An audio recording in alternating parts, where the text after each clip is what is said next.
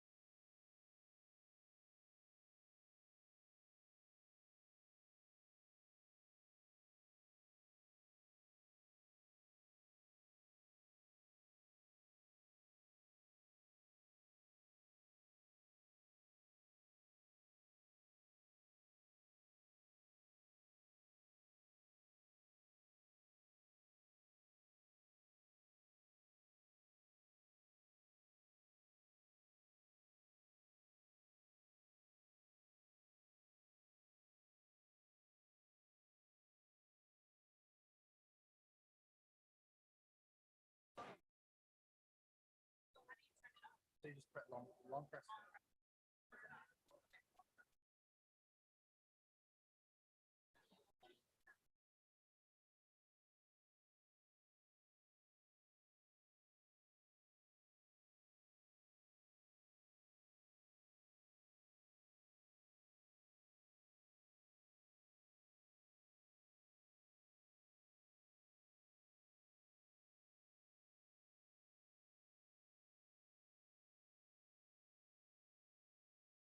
Shall I number?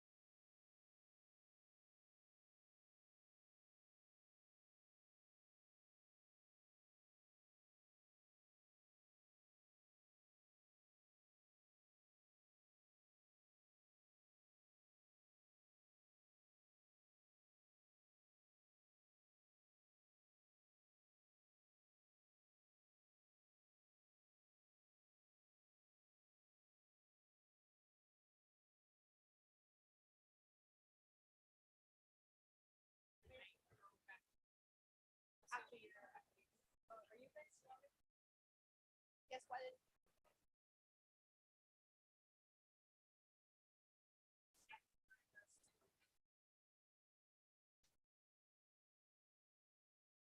Can everyone hear me? Great. Welcome to the session on net zero food systems, fact or fiction, examining corporate, municipal, and national pledges. This event is co-organized by the International Panel of Experts on Sustainable Food Systems, IPES Food, and the Institute for Agriculture and Trade Policy, IATP. In the face of mounting climate chaos and growing demands for action, many countries, cities, and agri-food corporations have responded with pledges to reach net zero greenhouse gas emissions. While these promises may sound ambitious, they are often followed up with few details, and they rely on problematic carbon offsets and exaggerate mitigation potentials. In this session, we'll unpack how plausible and useful is the goal of net zero food system by diving into country, municipal, and corporate pledges and the framings needed to move towards meaningful actions for food system sustainability. To kick us off, we will have first an opening presentation from Rachel Besner-Kerr, who is from, sorry, make sure I get your title right. She is professor of the Department of Global Development at Cornell University and was a coordinating lead author for the 2022 IPCC Climate Change Report on Impacts, Adaptation, and Vulnerability. So over to you, Rachel. Thanks, Patty. And it's really a pleasure to be and an honor to be invited here today. I have three, can you hear me okay at the back? Not really, eh? Thank you. How about that? That's much better, eh? Okay. Thank you very much. And I have three main messages from the IPCC report that's really relevant for our discussion today. They may not be new to you, but this is a refresher. First of all, climate change is already, there's robust evidence that climate change is dramatically impacting food systems. It's slowing agricultural productivity. It's affecting the fisheries and oceans. And it's also having impacts in terms of extreme events. And these extreme events such as droughts, heat waves, marine heat waves included, and flooding can have very significant and are observed to have significant impacts on acute food insecurity throughout the world. And there is now significantly more evidence directly linking these extreme events with food security, with increases in food insecurity globally. So we can say with confidence that climate change is already affecting food security in vulnerable regions, such as sub-Saharan Africa, Asia, Central and South America, and the Arctic, as well as small island states, and is at grave risk of not meeting the SDG 2s. And in addition to causing these acute food insecurity impacts, climate change is also affecting the underlying ecosystem services on which we depend, such as pollination and soil health. So, and we know that the projections are, unless we significantly reduce our mitigation, reduce our greenhouse gases through mitigation to keep to 1.5, those severe impacts will be even more hazardous.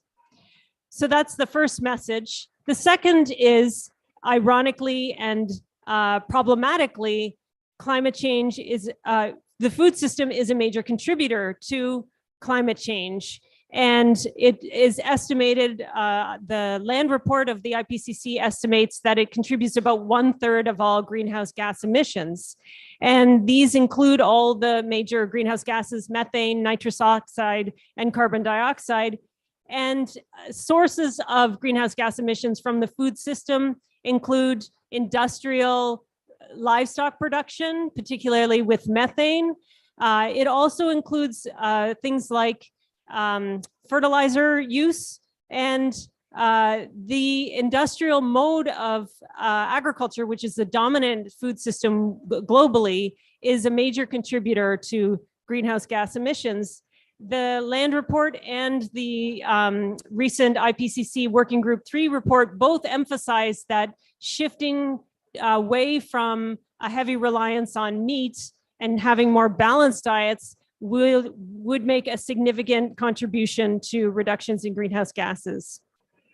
So the third message is really around what kind of agriculture is making the most contributions in terms of greenhouse gas emissions, and what kind of agriculture provides solutions with regards to building resilient and adaptive systems. And in our assessment in Working Group 2, we highlighted those approaches under the banner of ecosystem-based adaptation approaches that can really strengthen agriculture and food systems and make them more resilient in the face of climate change, while also delivering many other benefits such as biodiversity, food security, nutrition, and social equity. And agroecology is one of those approaches that is highlighted in the report as having robust evidence of strengthening, reducing climate risk and strengthening resilience within the food system, while delivering many other benefits such as food security, nutrition, livelihoods, and biodiversity. So with that, I would like to hand it back to Patty. Thank you, Rachel, for kicking us off. Next, I would like to introduce the four panelists. So Rachel, if you could take a seat, we'll make room for the four panelists. First, we have Shefali Sharma, who is Director of the Institute for Agriculture and Trade Policy, the European Office. Next, we have Kirtana Chandrasekaran, who is International Program Coordinator at Friends of the Earth International, working on food sovereignty, agroecology, and land rights. Third, we have Lathaswamy, who is Director of Food System Policy for the City of New Haven in Connecticut in the United States. And last but not least, we have Rukshana Nanayakara, who is a global policy and advocacy expert at the International Land Coalition. So very timely before this event today. So yesterday, there was a major report published by the UN high-level expert group on net zero commitments by non-state actors. And they put out a really kind of compelling report, basically saying that all the net zero pledges to date, there's a lot of greenwashing out there and weak pledges, and that if offsets, if any, should be something of last resort. And they called for more regulation by governments on these net zero pledges. So Shefali, starting with you, IATB has studied many of the corporate net zero pledges from the agri-food sector, particularly from the livestock sector. What's your take on this report? And, especially from the perspective of your research, and, how have they been working? Thanks, Patty. It's really nice to be here. I'll try to project my voice. In terms of the report, yeah, it's been such an amazing thing to hear the UN Secretary General come out yesterday publicly and really call out corporate greenwashing and saying that it's really just the Wild West of any kind of pledges that are being, what he said was that we need to stop the political sham, and that we need to be able to count and report on these emissions. He even went as far as to say that the UNFCCC should have a portal where these companies report. And I think that's a really a big step forward in terms of just how unregulated this is, and how much of a PR exercise it is rather than an actual emissions reductions, which is what we need. Can you go into more detail of from the livestock sector and what you've been studying? How have the kind of they've been using these net zero pledges? What's been taking place? Yeah, so IATP has been doing this series called the Emissions Impossible series. We started it in 2018 with grain, where we looked at the emissions of the biggest meat and dairy companies in the world. And what we found was that, they emitted, these 20 companies emitted on par with Exxon or Shell or BP, combined. So their emissions are significant. And we've done several other reports since, and our last report called Emissions Impossible Europe looked at the European companies, where we really dug into their net zero plans, their climate targets, their climate actions. What are they doing? And what we found was that actually they have 5 major strategies, from actually not cutting their emissions, but talking about how they're gonna meet their climate targets and fulfill their net zero targets. So we call these, greenwashing strategies. And some of them are, they co-opt our narrative on agroecology and regenerative agriculture. So they're using all the right terms. We're supporting our farmers to transition to regenerative agriculture. And what that essentially means is they are asking farmers in their supply chains to basically digitize every single aspect of their production. And in some instances, it's also about actually, agrochemical companies benefiting from digitizing to find out how much inputs they're using, and then to be able to sell them the similar kind of inputs that will help them reduce or use their fertilizer more efficiently, or sell them more different agrochemical products such as like nitrate inhibitors or whatever. So there's a serious conflict of interest issue there too, that these companies get so much access to private on-farm data that the farmer basically has to give as part of that supply chain. But at the same time, the farmer bears the risk of whatever they're doing and the company claims the credit. So I think, this is another area where governance is just non-existent. Another strategy they use is techno fixes. So they tinker around the edges of an industrial system. The use of feed additives, which are quite unproven still. There's still studies out there that they're looking at whether feed additives to reduce methane actually work or do not work. I talked about nitrate inhibitors and the fertilizer efficiency and things like that. They also focus on emissions intensity reduction, and this is something that the UN Secretary General talked about yesterday. He said we need absolute emissions cuts and not emissions intensity reduction. And what that actually means in practice is, and it's very convenient for large scale agriculture, right? If you're only reducing your emissions per unit of milk or unit of meat that you're producing, but you're producing an infinite amount, your total emissions will continue to go up. But you might, because you're doing efficiency, reduce your per liter of milk greenhouse gases, or per kilo of meat greenhouse gases. So this is a key issue where you want these companies to cut their total emissions. And many of them, most of the meat companies are definitely just, if they have any targets at all, they're talking about emissions intensity reduction, not absolute emissions. The dairy companies are also all talking about emissions intensity. And the fact is that, the meat sector is just way out. They barely have any targets. They don't even feel like they have to respond. The dairy companies, on the other hand, have very long, elaborated language around what they're doing for the climate. And it's in part because they have a cooperative system. Even if they function like a multinational corporation, they have a lot of farmers in their supply chains as corporations. And then there's this large scale, there's public incentives for large scale animal agriculture through the production of biomethane, or what they call biogas. What in the United States, a lot of the environmental and social and agriculture food movements are calling factory farm gas, which is basically you've got a whole lot of animals who are producing a whole lot of manure, and you've got these manure lagoons, and then you say we're going to just turn that into gas. And it requires a whole lot of public funding and to get it running.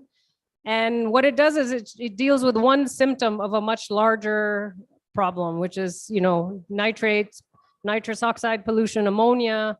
There's a lot of local communities who are impacted by this. And then finally, the carbon offsets, although they're also trying to get carbon offsets with methane and all kinds of carbon offsets.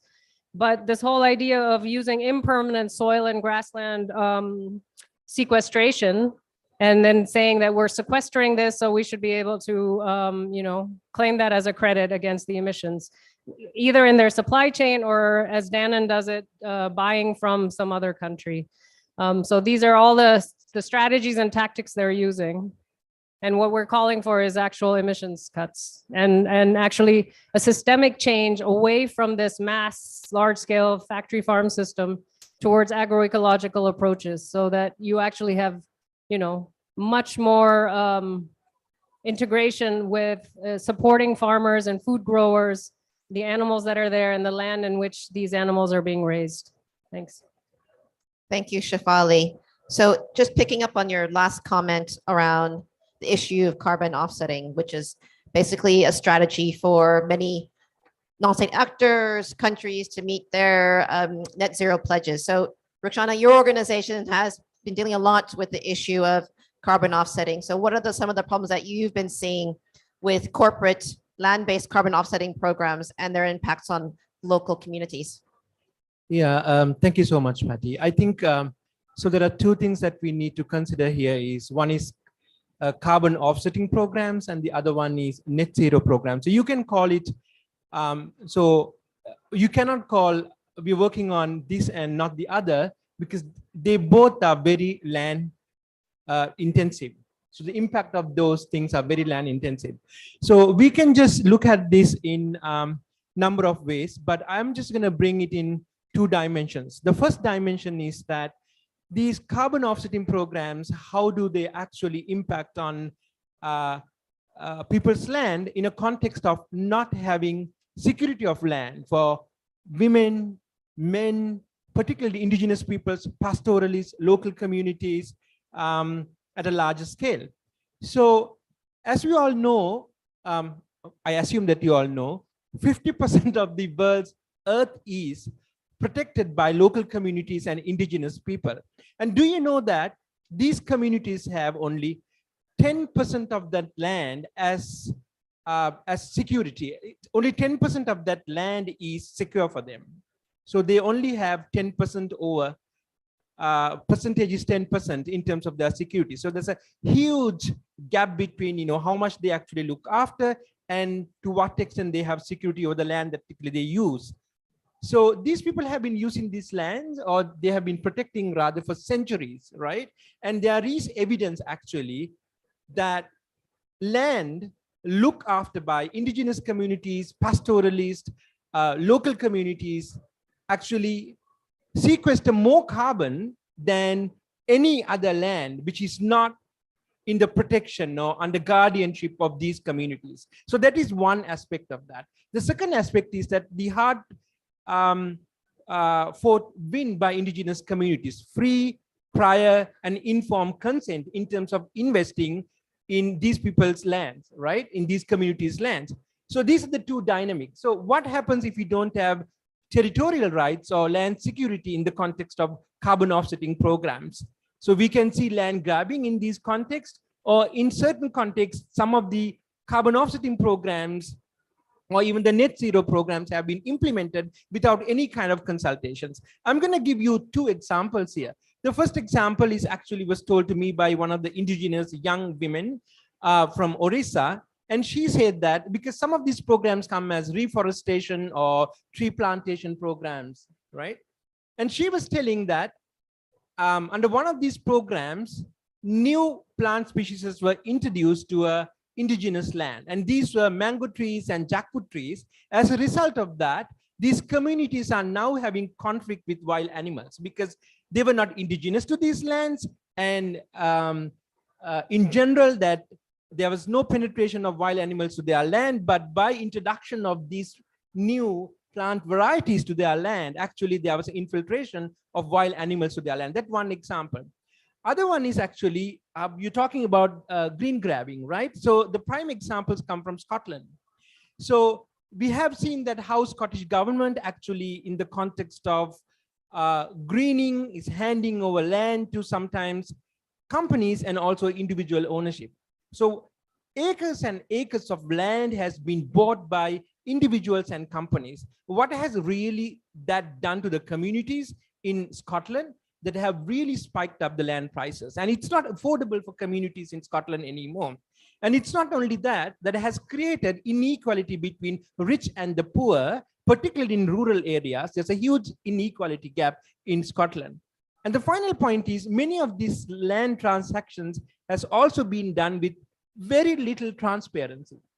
And there is avenues for corruption and then abuse of how these things have been done, administrative rules, so on and so forth.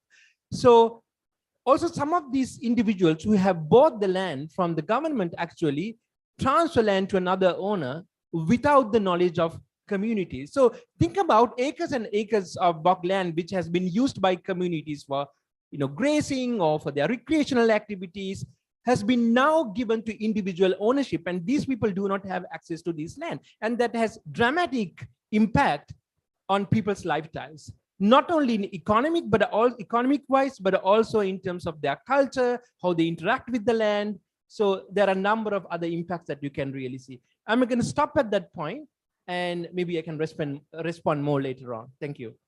Thank you, Rikshana.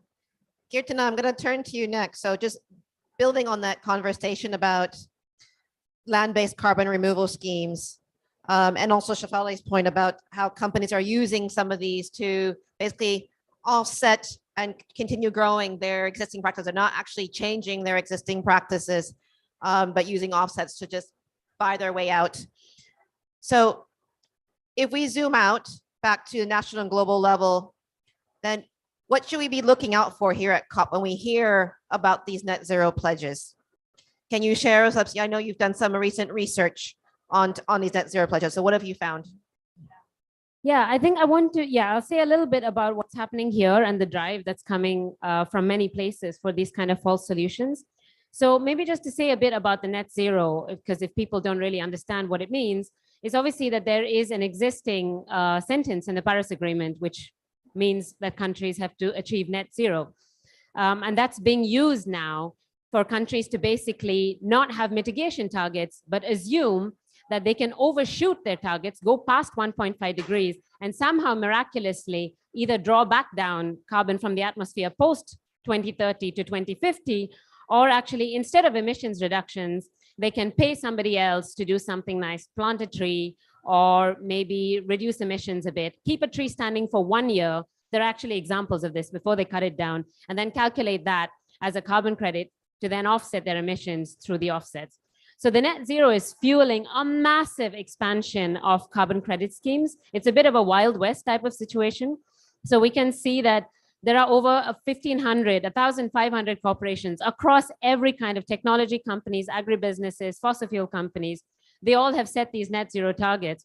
And the vast majority of them have said in their net zero targets that they will use so-called nature-based solutions or land-based carbon schemes to offset their emissions or do so-called carbon removals.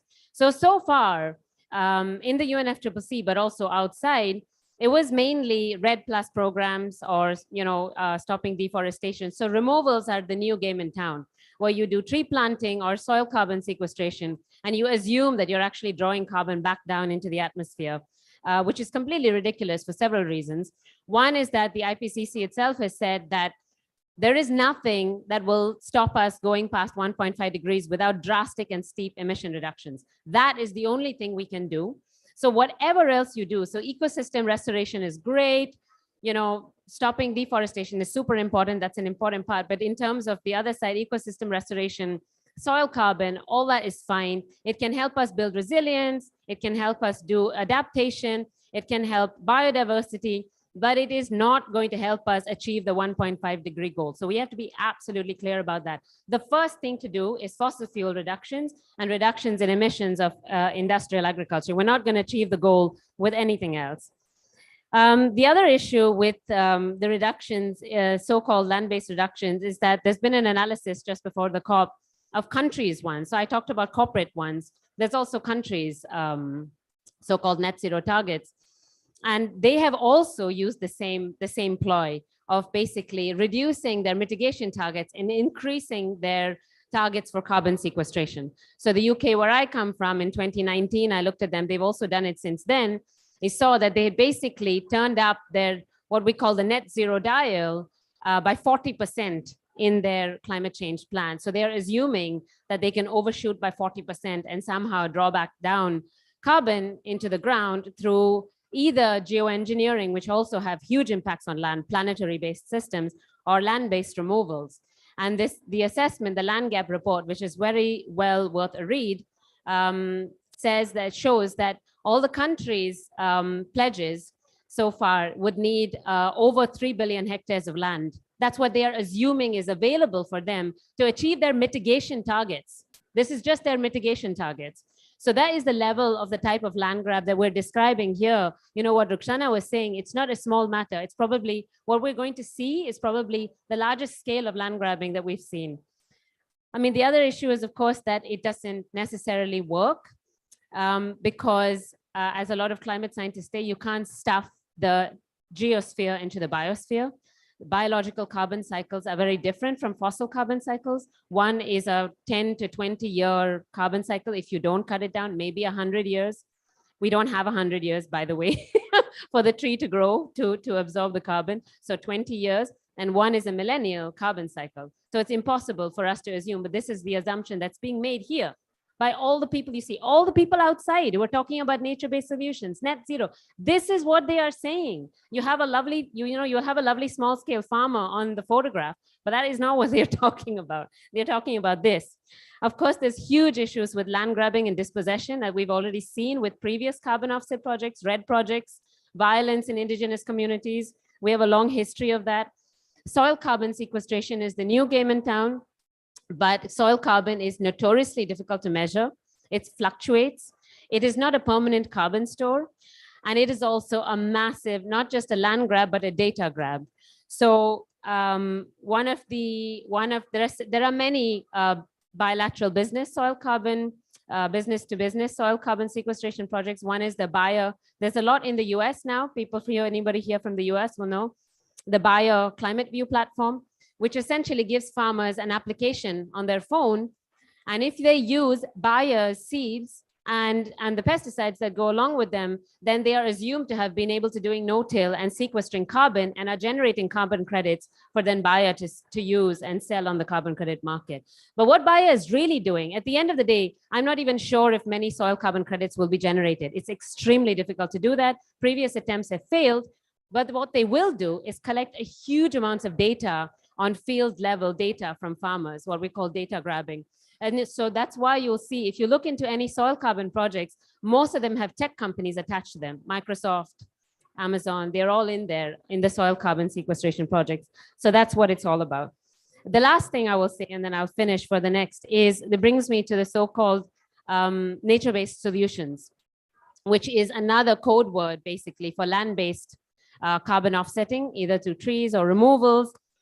And we have in our report a couple of examples of things that are calling itself nature-based solutions, which is one is a tree plantation project by the biggest Suzano, which is the biggest tree plantation company in Brazil, which is planting eucalyptus plantations and then is going to claim carbon credits. They announced in Glasgow that they will claim carbon credits for their tree plantation projects. Bayer, and then the next one is the Bomitra project, which is in India, which is Yara, funded by Yara and the Agro-Carvaro Alliance. Yara, of course, being the largest fertilizer company, responsible for about 10% of global emissions from agriculture. And they will use the soil carbon to offset their programs. So just to link it to what's happening here, obviously we have the proliferation of net zero targets. We have the report that's come out yesterday, which is quite helpful. But we also have here what's so-called the Article 6 discussions, which is on carbon markets. And here in Glasgow, it was agreed that land-based carbon removals can be included under carbon markets.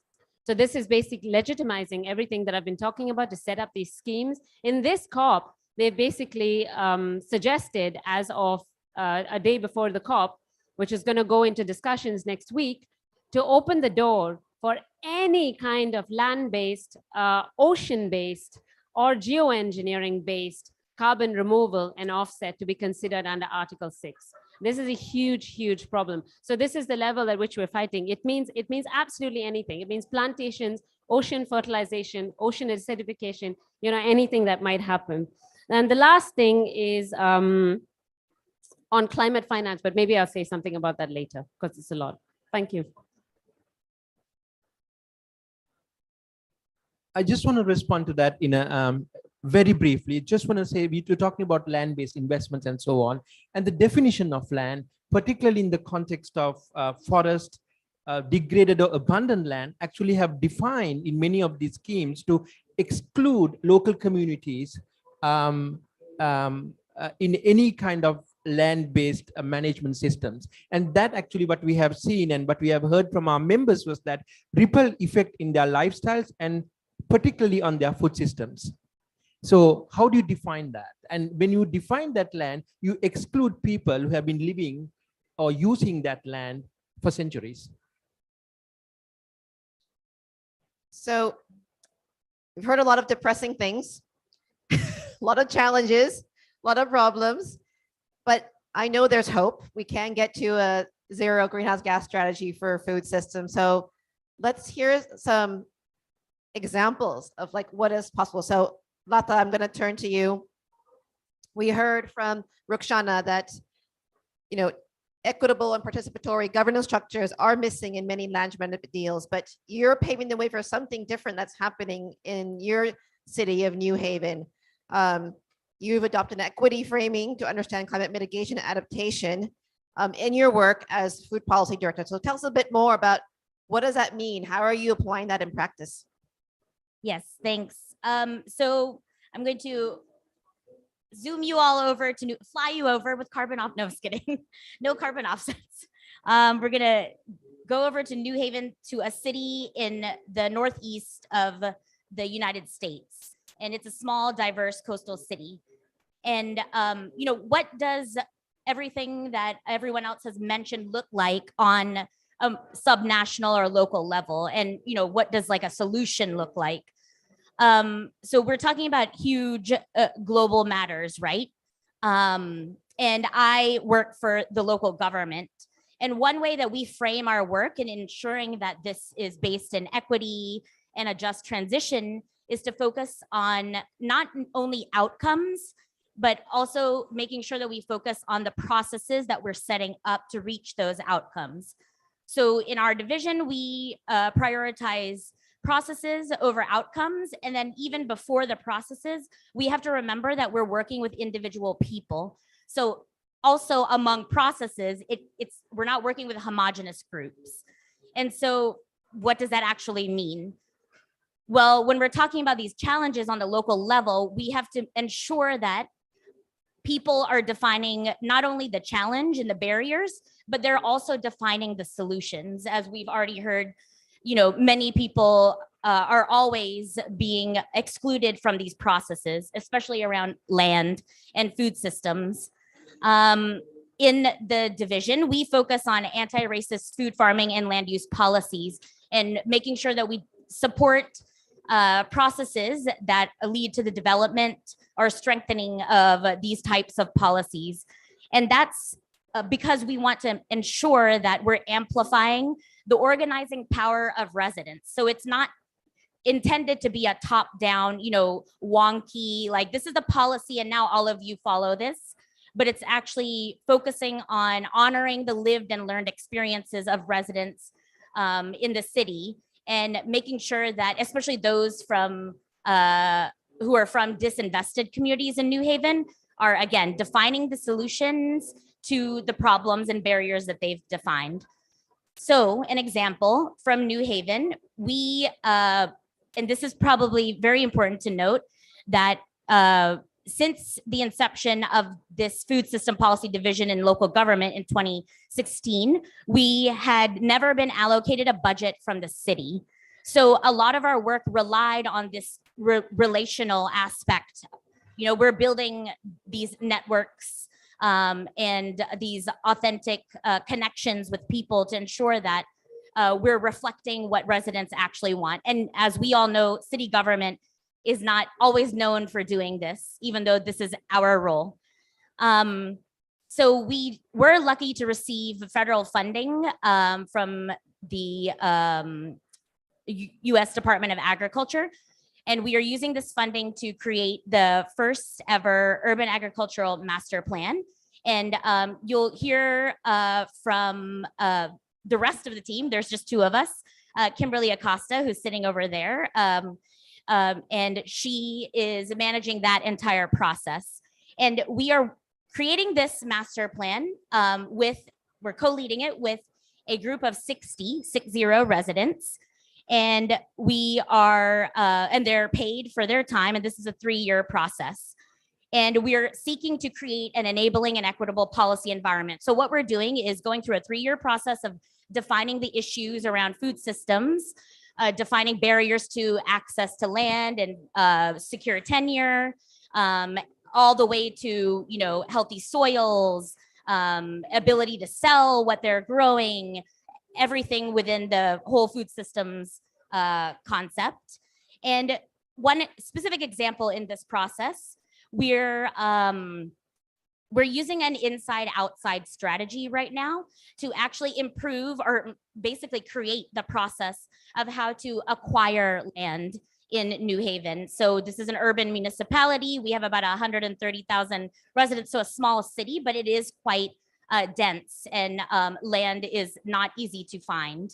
And this is a way for us to overcome the resource, regulatory, and information barriers, and ultimately the financial barriers that are involved in actually acquiring land. And this is not, you know, just us deciding that this is a process that needs more clarity in New Haven. Several the advisory board that we're working with for this master planning process is actually requesting this constantly, you know, like, how do we get this parcel of land over here? There's a little vacant, you know, overgrown lot over there. There's this huge park, but half of it no one ever goes to. So what we're trying to do is work with our colleagues, say in the Parks Department or with public schools. Public schools in New Haven have a lot of land. We're trying to, in tandem with the people power of the Community Advisory Board and with our ability to work within the city government to clarify this process. Another way to also reduce information barriers is to, for example, we've created a vacant lot toolkit, which shows the current process for acquiring land. And we do this, we make sure that this information is accessible to more people by providing the toolkit in 8 languages currently, and we're working on multiple modalities. So overall, what we're trying to do is to overcome these cumbersome processes. But in the long term, what we want to do is institutionalize the process so that it lasts beyond any one of us in the division, that it lasts beyond any institution, any gatekeeping institution. And then, of course, in our in what matters the most in food systems and land is any political administration. Thank you, Latha. So institutionalizing an inclusive participatory process is key to identifying new innovative solutions. So turning back to Shefali, looking to, you know, is there a possibility, is there a hope for the corporate sector? What are you finding about in your work in the livestock sector? What strategy should be implemented?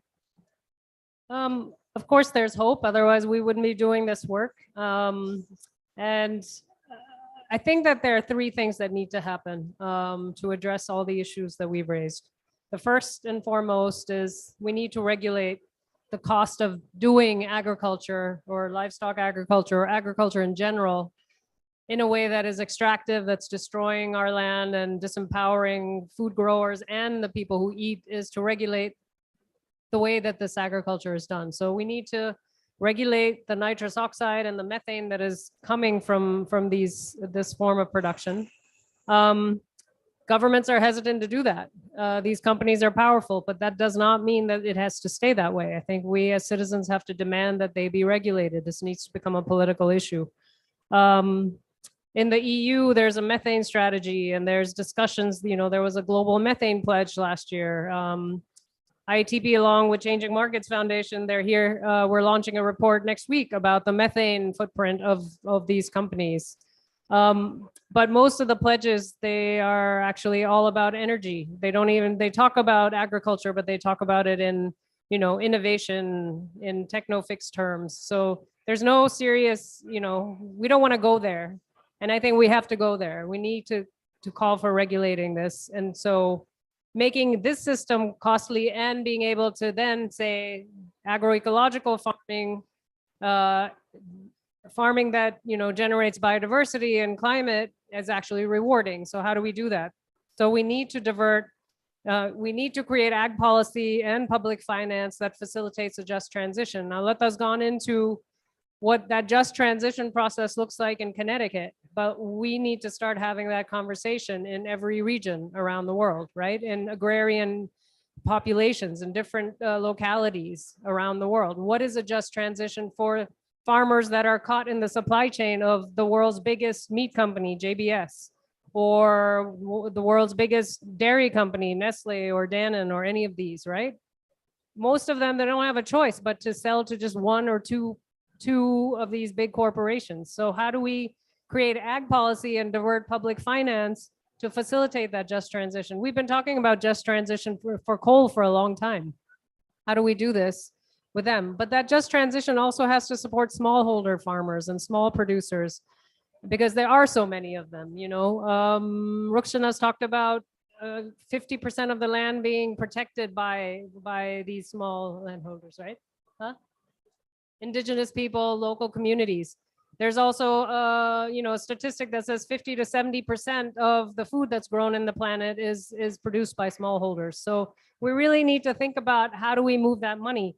Currently, 86% of public sector finance for agriculture has no environmental benchmarks. We're talking about $611 billion. This is a report that the Global Alliance produced. That's a large amount of money that is being diverted to, that is not accountable as to what kind of agriculture we're doing, which could go a long way towards that just transition. 3% of climate finance is going to agriculture. That is a minuscule amount compared to what's needed, right? We're talking about huge sums for loss and damage right now. Will they be delivered? But that money needs to go towards building resilience in food systems because of the climate chaos that's happening. IATP together with Grain just published a report yesterday called the fertilizer trap. And I mean, if you look at just what's happened in the past year, developing countries around the world spent an extra $22 billion on chemical fertilizers last year. I mean, that's an insane amount of money that's going to something that's polluting our rivers and poisoning people, right? While agribusiness pocketed $84 billion in this past year. So we're talking about really shifting that money towards where it needs to go for that transition. And finally, we really need serious governance of green claims and reporting and verification requirements of emissions, of reporting what's happening to them. We can't regulate if we don't know what they're emitting. And we can't just take their word for it. And that's what's happening right now. And this was the big topic for this high-level expert group yesterday that talked about, you know, we need governance there. They're outlining, you know, the beginnings of what a governance structure could look like.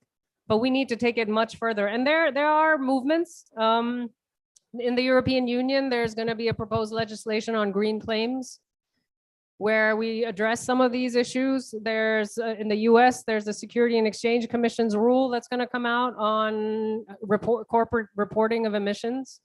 You know, these are all areas where much more work needs to be done. So currently what we have, my time's up, but I'll just say one thing, which is, you know, right now we have second party initiatives like this. You probably have heard, how many people have heard of the Science-Based Target Initiative? A lot of people talk about SBTI, but what is it? It's basically a consortium of, you know, the UN Global Compact, which is a bunch of companies with the UN, WWF, the World Resources Institute. They've come together and they've created a set of standards. And they're also servicing these companies who decide that they're going to create a science-based target. But it's based on self-reporting of these companies. And there's also conflict of interest when we're talking about, you know, a consortium that is getting paid by the companies to help them reach a science-based target. But at the same time, what is a science-based target individually for a company? So we really need like an independent standard and metric to which to hold these companies accountable. And we don't have that right now. And that's the direction we need to go to. Thanks. Thank you, Shefali. So it's a portfolio method. We need regulation. We need finance to support the just transition for farmers. And we need much stronger reporting and verification for corporates. So let's zoom back out to a higher level for food systems transformation. We've heard that it's not just about, if you just zoom in on just climate and greenhouse gas emissions, you're going to have all these unintended consequences. And it's already happening. It's taking place now. So Kirtana, I'm looking you're working to really integrate more a broader, let's say, not just climate, but also social and economic goals. So, you've been advocating for food sovereignty and agroecology approach. What does this mean, and how do you integrate that into this kind of focus in the climate community around greenhouse gas emissions? Yeah, I mean, I think that, to be honest, I think we don't lack solutions in the food system. I really don't think that. We have lots of solutions. Of course, as with everything else, we lack power to actually get those solutions implemented, because we're facing a huge monopolization of the food system, huge amounts of corporate control, a very, very strong vested interest for decades of neoliberalism, where trade agreements basically investment agreements control where food flow goes. So it's that kind of stuff. That's the kind of barriers that we're up against. But it's really important when we're talking about climate. Can you hear me? Yeah. When we're talking about climate, that we use a food systems lens and also a food sovereignty lens. Because of course, if you have one metric, which is super important, but with one metric, you can have super perverse incomes, as what Shefali was talking about, the efficiency, the emissions per livestock unit, so-called sustainable intensification methods that you will hear being talked about a lot here. So we use the framework of food sovereignty and agroecology in the framework of food sovereignty, which was proposed by small-scale food producers a long time ago. Many of you would have heard of it, but has actually been kind of codified also in several UN reports. The FAO has the 10 elements of agroecology. The high-level panel of experts of the UN Food Committee on World Committee on Food Security has 13 principles of what agroecology is, and it goes through all. It goes through the social metrics, it goes through governance, it goes through things like access to resources, decision-making power, agency of communities to make power, then into resilience, into diversity, into, of course, input reduction, not just, overall input reduction, not just, and of course, the main thing is a human rights, the right to food-based lens to food provision, that food is not a commodity for profit, but food should be approached with a human rights basis to food in the way it's governed, in the way natural resources are governed. And if you did that, you would see that really, as Shefali was saying, the global industrial food system is a commodity producing system. It is not a food producing system. So in that sense, it is not that difficult for us to imagine a system that produces food for local communities, because in many parts of the world, not in the US, not in Europe, but in many parts of the world, that is a system that still exists. As Ruxana was saying, that it is still fed by small-scale food producers. And they are the same people who are fighting extractive projects. It's incredible that you have people on the land who, even the IPBES report, which anyway, there are several reports I've recognized, are under duress now, human rights violations, killings of indigenous people, small-scale food producers who are opposing factory farms, who are opposing gas projects, who are opposing fossil fuel projects. Then they are the ones actually feeding their own communities. So we have a model, but it requires their rights to be respected. It requires agrarian reform, local governance, community forest management, and agroecology in the framework of food sovereignty.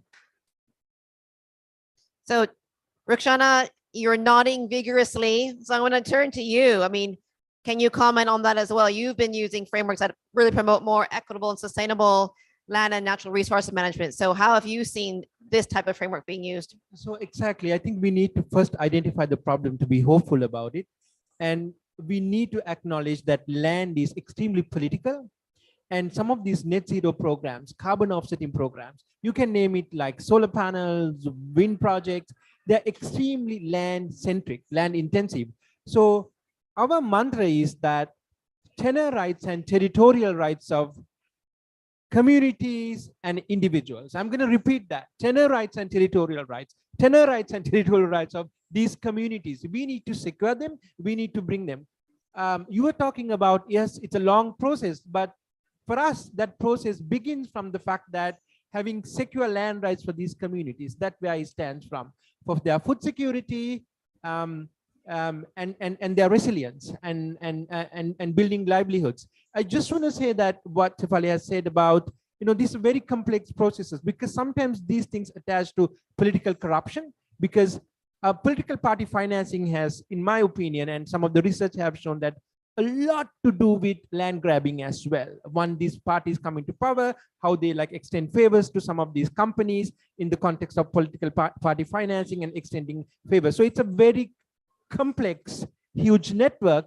But as you said, Lata, I think it's extremely important at every level of governance, we have to have more transparency and accountability in that context.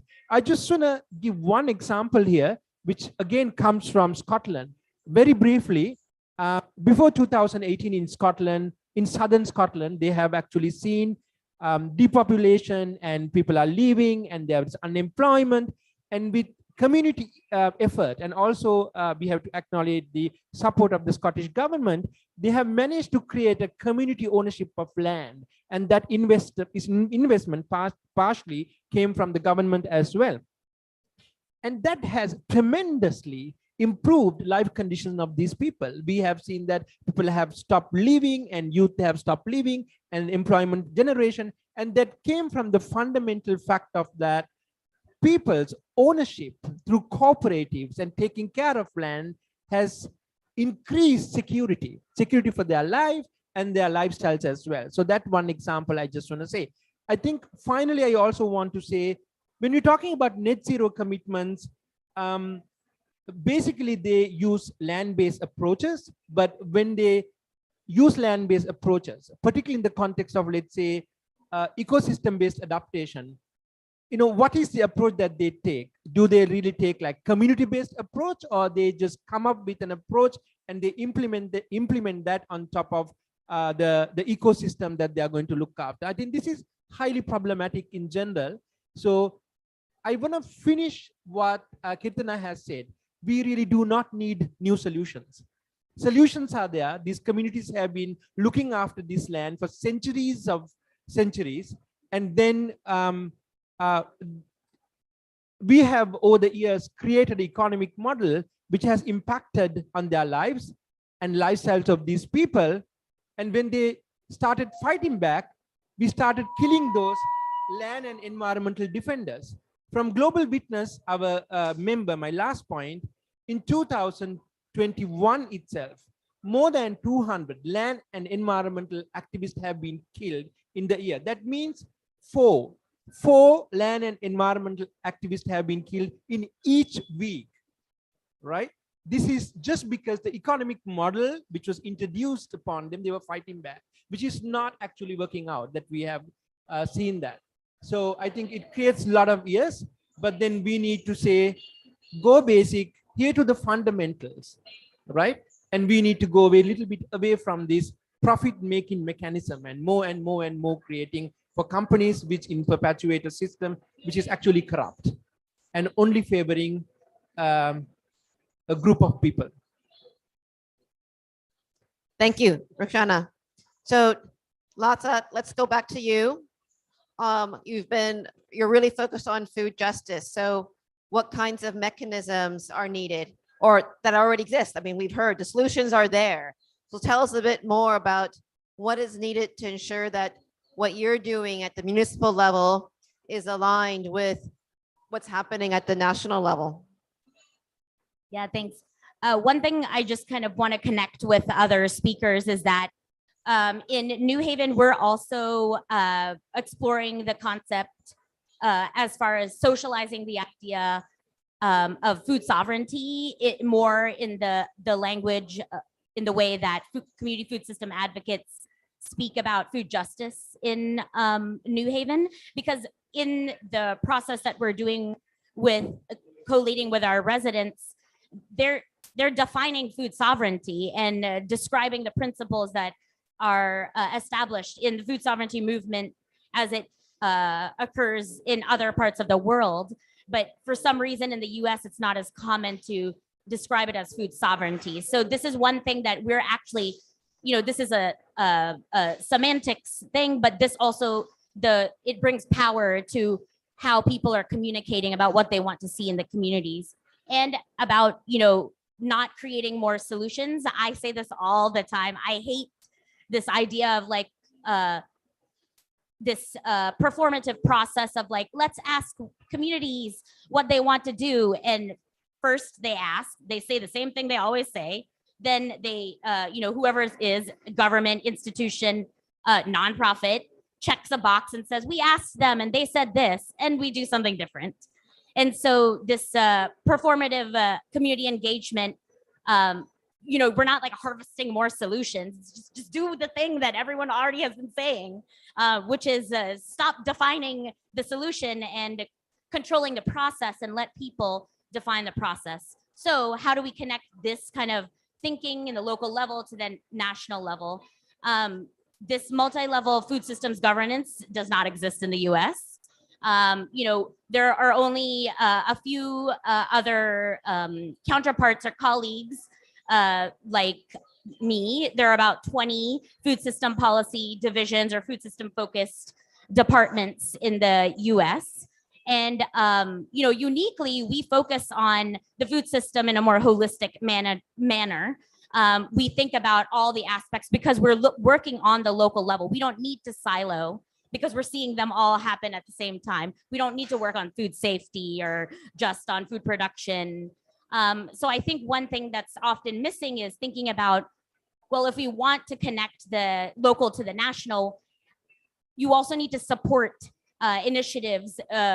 You need to allocate resources for staffing of these processes or staffing to implement the initiatives at the local level. So I think one thing that is important to see is that in addition to these local governments who have committed to prioritizing food systems in these like 20 places where I have counterparts, it's important to also encourage and support state and local governments to do this from the federal level. So making sure that the federal government also prioritizes providing funds or incentives to see more of these departments in local or state government. Another way to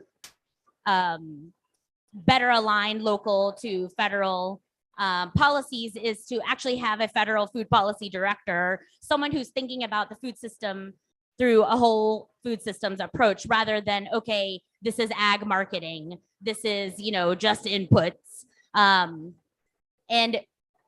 with a role like this, we could see better coordination between the Federal Department of Agriculture, the Food and Drug Administration, housing, human and health services, energy, transportation, labor.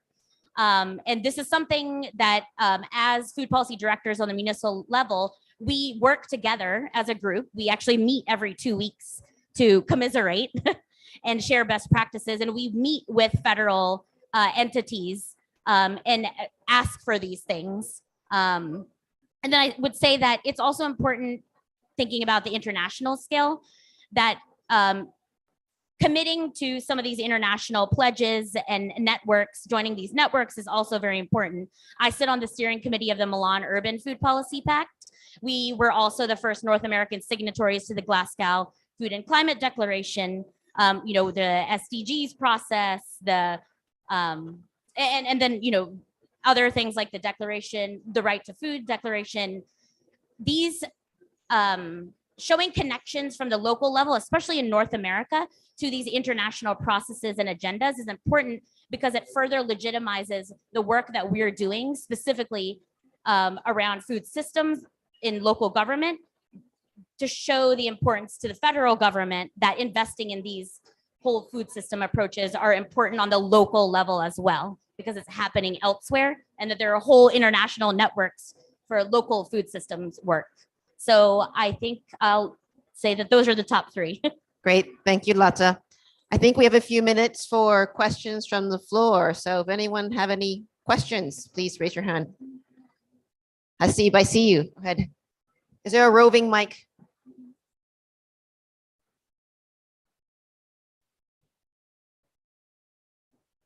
Thank you. Thank you so much for all the inspiring speeches. I have one quick question, and it speaks to 2 points I think that Kirtana you made about food sovereignty.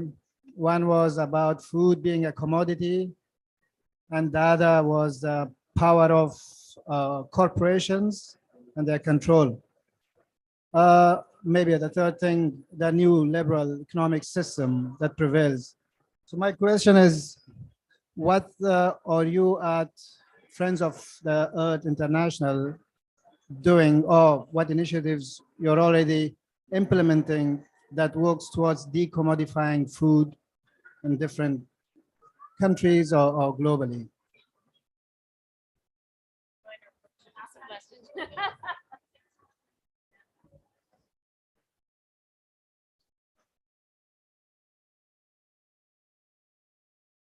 Hello. We are from Brazil. I'm with Sandra and Raul from the National Confederation of Small Farmers in Brazil. And we are talking right now, and they asked me to say that what's happening nowadays with the small farmers is very similar of what Ruxana is saying. No respect from the rights. They are not listening. Nobody listened to them about the land tenure, and more importantly, they are being approached by many carbon markets, telling them they will earn a lot of money, but with no transparency about what's happening. So this is one problem that they said to me right here, and they also agree with and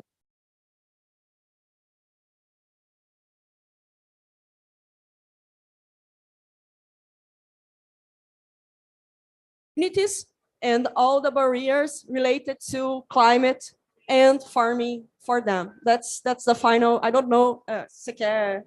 Importante só ressaltar a importância do and what she's saying that it's very, very important to highlight that familiar and small agriculture is what makes people eat. You know, it's the one responsible for feeding the people. Viva Lula! Viva Lula! One more question and then Yeah. Sigoli, everyone. My name is Celeste Smith, and I'm from so-called Canada. I'm an Indigenous farmer and seakeeper. And so thank you and Yago for what you're doing, all the work that you're doing. And I'm here on behalf of La Via Campesina and the National Farmers Union. And we have put forward the UNDROP Declaration, so the United Nations Declaration on the Rights of Peasants. And I'm wondering if any of you know that there's any movement, particularly LAFA. Have you heard anything on the United States trying to, we're trying to get everyone to sign, all the countries to sign, because I think a lot of these solutions that we've been talking about are in that declaration. So yeah, if you know anything about that, if you're going to sign on your country, and I hope that you do. And please, everyone, look up the UNDROP, and that's one of the solutions that we can talk about. so it was Kipana first, Yeah. and then Roshana, and then Mata. Oh, sorry. Sorry. We'll just have these reactions. Okay, yeah. So thanks for the question. Yeah, it's so a lot of our work is in fact dismantle the power of global agribusiness at very different level. At the local level, is that okay? Hello. Thanks. Yeah, at the local level to stop the expansion of industrial farms, be it they may plantations, GMOs. At more national and regional level, fighting trade agreements, trade and investment agreements, EU, Mercosur, but many others as well. And then at the global level, I mean, this is just a selection, but that's a core part of our work. We work very strongly in the Committee on World Food Security, which is supposed to be the global body that organizes around food crisis and upholds the right to food in global food policy, and are working there currently and have been for several years to demand that the governments there put in place recognition and policies of how to implement food as a human right and not as a commodity. It's a long battle, but we will make it. We will make it. Just to say on the Brazil question, yeah, it's just a phenomenal example of how actually local, national, subnational, regional policy can line up and do wonders for a country if there is will and political will to do it. Because the history of Brazil is the history of lifting several 100 million people out of food insecurity in the past, in like 10 years ago. And then we saw a rollback of that, where rights were being eroded, and a lot to do with land rights. Brazil is the frontier for carbon markets and now for nature-based solutions markets, where they see it expanding. So now we can only hope that it goes back. And UN drop, yeah, I'm sorry that I didn't mention it because it is core. It is a core thing. So the United Nations Declaration on the Rights of Peasants and People in Other Rural Areas, which has been recognized by many governments, not the US, but it is ratified already by many governments, and they just need to implement it. So when you hear in spaces here, you will hear a lot of governments, a lot of voluntary contributions saying, you know, we're gonna do this wonderful carbon offset project, but while we do it, we're going to respect indigenous rights. And actually, what they can really do is just implement UN drop and UN drip, and they won't do that. But that is the way that they can actually, so the UN Declaration on the Rights of Indigenous People, those are existing, they're codified, they're like almost international soft law. They can just do that. They don't have to make voluntary pledges here and then say, while we're doing all the bad stuff, we're also going to respect people's rights. So yeah.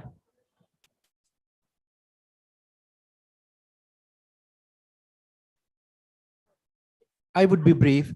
So the first thing that I want to mention is that during the COVID time, so some of International Land Coalition's members giving us examples about how small scale farming actually have been supplying food to local communities. And there was a reliance of locally produced food during that time, because there was a lot of other things which have been disturbed during the COVID time. So this is one example. Also, I want to mention the fact that when we talk about these carbon markets, carbon models, and also financing on loss and damage, this can easily create conflicts among communities. I give you one example. So I come from loss and damage, let's say. So if you give after a natural disaster, without public consultation, money to a small segment of a society, and they can feel very privileged about themselves, right? And that can really create resentment among other people in the community, and that can create conflicts. Actually, this has happening. So I really can't quote with some examples because we haven't verified that. But from what we have got some information, this can really lead to conflicts among communities. Same with if you have very selective carbon programs, right? So this is not about carbon, it's about people. And my final point I forgot, but anyway. So yes, to our friend further north, I can just say that we're working on it. One big thing, especially among my colleagues, we are mostly based in urban municipalities, and perhaps I think New Haven, we're the smallest municipality that has a food policy division. And one thing that we come across a lot is that people view these movements separate and apart from US cities, and then especially so in urban areas. So, but we deeply recognize that, there are different lived experiences in these urban areas as well, and that do fall squarely within the principles of the movement. And so we're working on it slowly but surely. And I think, one way, we have some like takeaways that would like wrap up everything. So I actually am going to hand it over to my one more round. Okay, one more round. Okay, cool. So meanwhile, you go for that. I remembered what I want to say. It's about restorative approach, particularly not about giving money even after a natural disaster. It's not about giving money for people to build their lives. It's about building back, restoration, and using local knowledge to build back. It's about the local knowledge. It's not about giving money to from an external source. That's what I wanted to say. So can we take 2 more questions? One more round before we close?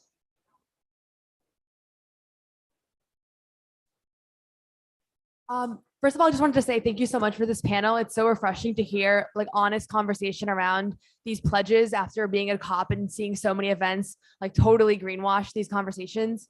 I had a clarifying question for Shafali about, I think you had mentioned that the dairy industry has been a lot more performative in its emission reduction targets, whereas the meat industry hasn't even attempted that. Or could you just share a little bit more about the distinction between the meat and dairy industry and why one is behaving a little bit differently, even if the actual impact is not significant? I'm just curious about the politics behind that and how that's played out. Can we have one more question?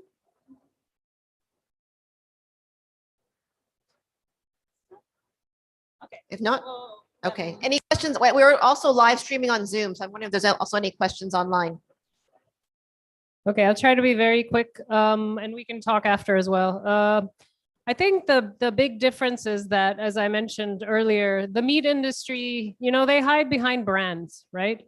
So how many people know of JBS? I know my Brazilian colleagues probably do, but oh, wow, that's impressive. That's more than what I usually get. But JBS is the biggest meat behemoth. I mean, they are in a lot of countries.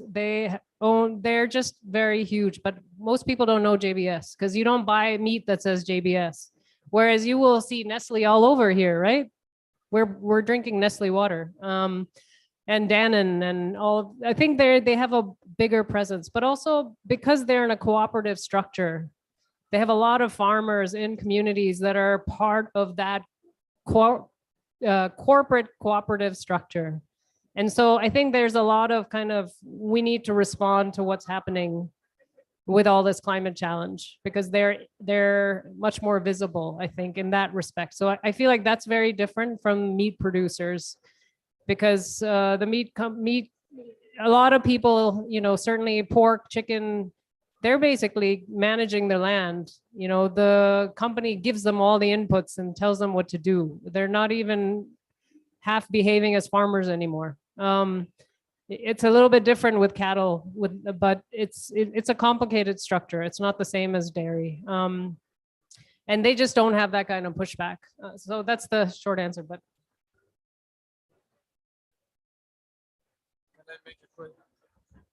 I'm sorry. I would like to. Hello, I'm Gerardo from Chile. I don't know if you have any recommendations so we can know when there is actually some companies are trying to do something or greenwashing. Do you have any recommendation? my recommendation is don't believe labels right now. There is no accountability in the labeling in any of these products. I mean, you can believe the EU organic label. If there's a organic certification of products that is nationally certified in different countries, you can believe that. In Germany, we have Neuland, which is a certification of a certain way of growing livestock, which respects animals and the environment. So there are some proven, but most of this whole climate neutral, I heard today, what climate something dairy. There's a lot of climate neutral being thrown around. I wouldn't believe any of it right now. Sorry. So I have the honor of trying to pull all of this together. If I can pull out a couple of themes. One is what I've heard is asymmetric or unequal power dynamics, right? That's at play, vested interests, asymmetric information, right? So don't believe what you hear. There's a lot of kind of terms being put out, but not a lot of it is, it's not verified yet. So there's a lot of issues with power that need to be addressed, but there are ways forward in terms of different governance structures that really decentralize and engage people in terms of more regulation and policies that really take into account all these other different perspectives, not really be centralized in a few kind of those with power to be influencing the perspective. So We just have a couple minutes left, so I want to turn it back to the panel. If you got each 1 minute, maybe 30 seconds, because I know it'll bleed over. If you have one takeaway, one call to action for everyone in this room, what is it? What should it be? I really feel that the words coming out of the UN Secretary General are empowering. I mean, usually we as social movements or NGOs are not like, wow, the Secretary General really said something great. But I think we've reached such an insane levels of greenwashing around net zero, and I feel like it's a big momentum. And I think we should be very strong and feel very empowered to really call it out and call it out to our policymakers back home at every level that we need governance around this greenwashing. We need cuts. It's an existential question. We need cuts of emissions, and we can't let corporations just greenwash. So that's my 30 seconds. Thanks. Yeah, probably around the same. I would say since we're here at COP27, I think I would say two things. One is that since we're all interested in food and agriculture, we should very much be working to dismantle the industrial agriculture system. But we have to also place it in the context that we need to reduce fossil fuel emissions. That is the context, and we have to say both because they are connected. The biggest driver of gas is fertilizer use. So they are intimately connected. Yeah. And there's a dash for gas in Africa now. That's what you'll hear the climate justice people say. So we have to base it in the context that we attack the industrial system, which is connected to the fossil fuel system. But when you hear in this space, unfortunately, when you hear any kind of land-based carbon mitigation, land-based carbon restoration, be very, very skeptical of what it is and what it's for, who's benefiting from it, who's funding it, is it a carbon offset? What is it actually doing? Because unfortunately, most of it from this space. And that's the last thing to say is that a lot of people are talking about financing for agriculture, and that is important. But again, the two things on that is that this is in the context where there is no financing. We are out of money in the Green Climate Fund. We are out of money in the Adaptation Fund. The Global South countries are calling for loss and damage funding. It doesn't exist. There is no more money for climate funding. That is where we are in 2021. So, in that context, we have to be demanding justice for what has happened from the global south to the global north, demanding countries to do their fair share in line with what they need. And then what they are actually funding on the ground has to be agroecology in the context of food sovereignty, the way we wanted, the systemic version, and not just the word, which then turns out to be agroecology as soil carbon sequestration, as a carbon offset, or as a, nature-based solutions for some kind of corporate PR. And I'm going to hand it over for the takeaways to my colleague, Kimberly. Thank you. Thanks, Latha. Hi, everyone. Considering that we're low on time, I'm going to condense everything that I had prepared and would say that we encourage you to think critically about how you do your work. And when I say that, I'll send everyone off with just one question. And that is, how do you honor and shift power towards disinvested communities that you interact with in your work broadly and also in your personal life? And considering that you also consider how you hold yourself accountable, both internally and externally in that work. And I'll leave it at that. Hand it back over. Thank you. So my last food for thought is that do not believe anything at the face value. So you can have a rainbow flag during the Pride Week, or you can just say that Black Lives Matter without how many minorities or women sit in your board members board. It doesn't make any sense. It's the same with greenwashing as well. So my request for you, all of you, is that I believe some way or the other, many of you are involved in climate change work, right? So when governments come up with NDCs, particularly analyze them, peel them off and say like, what the implications of these NDCs on land and what are the financial mechanisms that they are proposing. So let's train ourselves to do that at local level and see like governments are proposing things. What does that really mean to us? Again and again, we have to say that these carbon markets, commodification of carbon, they should not take over cultural, social, and economic lives of rural people and in general, all of us. That's my last message. Thank you.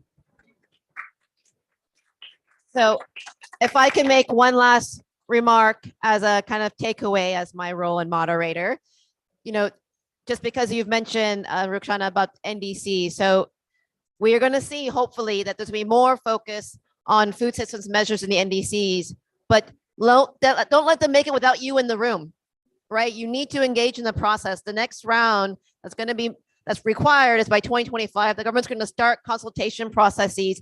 You need to be part of those processes, and you need to scrutinize what is being proposed. You need part of proposing how those processes should be designed. And that is going to be key to making sure that the next round, and when we start to look at what are in those climate action plans, that there is a real shift, not in terms of what's only included, but how those measures have been designed. So with that, I want to thank all of you for being here. I want to thank all the panelists for being here and sharing their perspectives with us.